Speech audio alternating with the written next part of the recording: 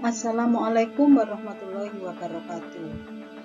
Pagi ini kita mempelajari mengenai pelajaran pengolahan dan penyajian makanan dengan KD stok atau kaldu untuk makanan kontinental kelas 11 tata boga.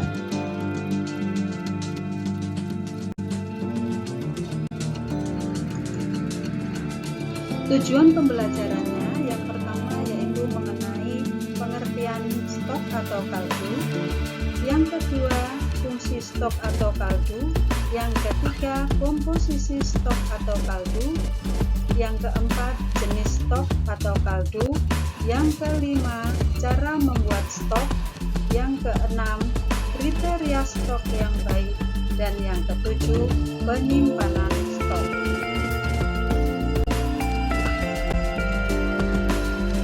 Nah, apa itu stok atau pengertian stok adalah cairan yang diperoleh dari produsen tulang atau daging, sapi, unggas, ikan, sayur-sayuran, dan bumbu dengan panas sedang sehingga zat ekstrak yang terdapat di dalamnya larut dalam cairan tersebut.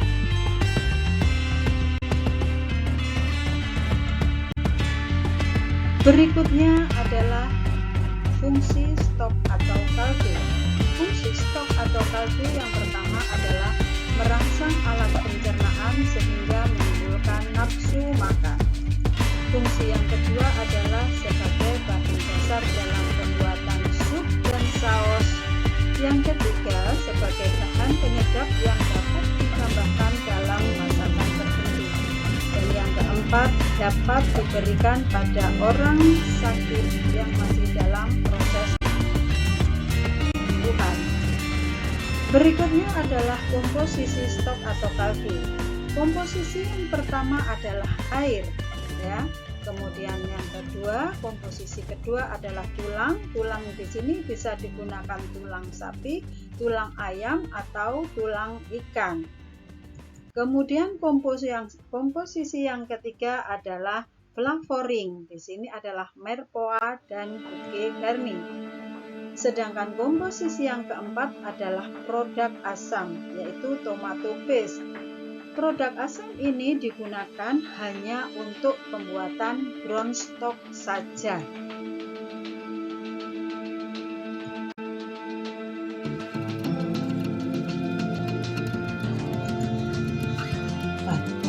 Jenis stok atau kaldu menurut warnanya dibedakan menjadi dua, yaitu kaldu putih atau white stock, yang kedua kaldu coklat atau brown stock. Dari kaldu putih ini jika menggunakan tulang sapi itu dinamakan white beef stock.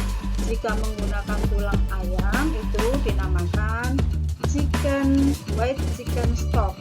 Sedangkan jika menggunakan tulang ikan itu white fish stock.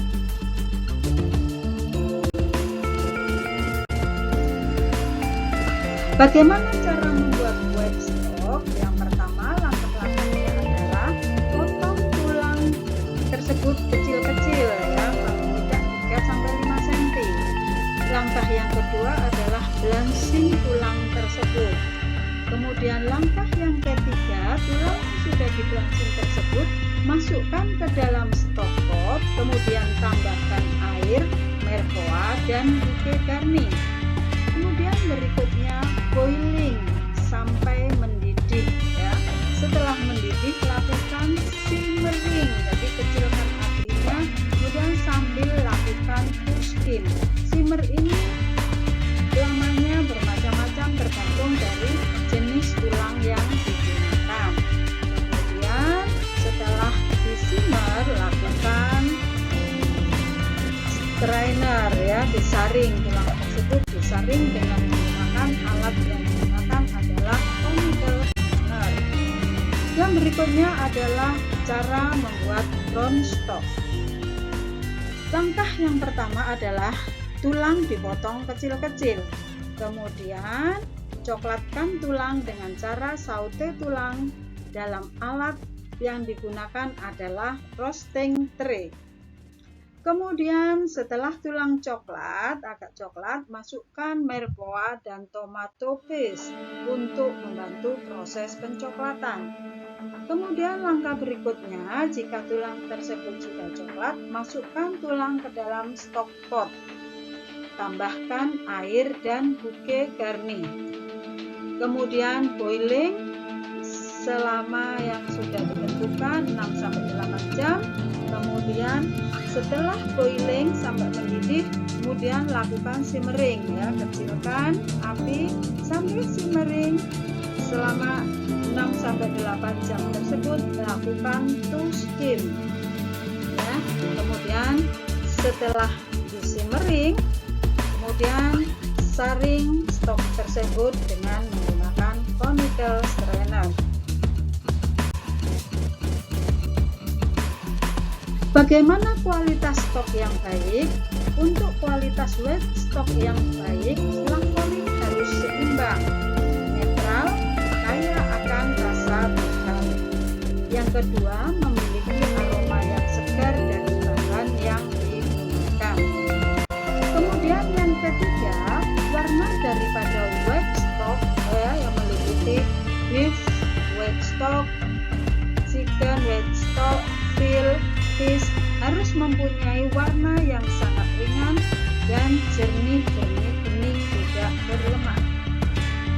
Kemudian kualitas yang keempat, clarity atau kejernihan.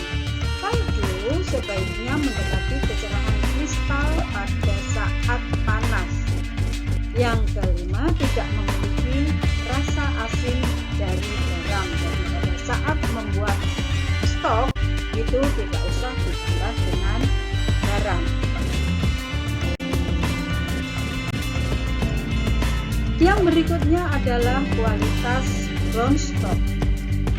Yang pertama adalah warna brown stock agak coklat cerah seperti air teh, jadi jernih ya.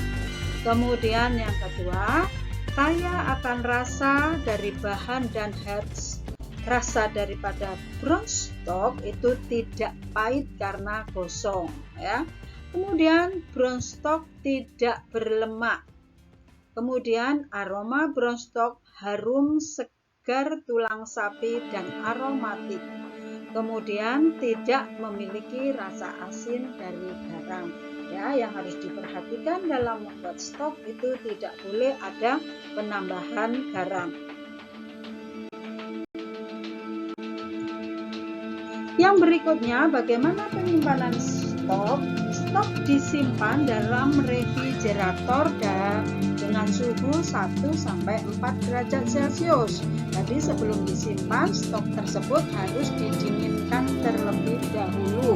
Jangan langsung panas-panas dimasukkan dalam refrigerator. Jadi didinginkan dengan cara venting ya. Jadi stok itu diletakkan di bak ya. Setelah diletakkan di stok pot, stok diletakkan di dalam bak yang besar yang diisi dengan air dingin.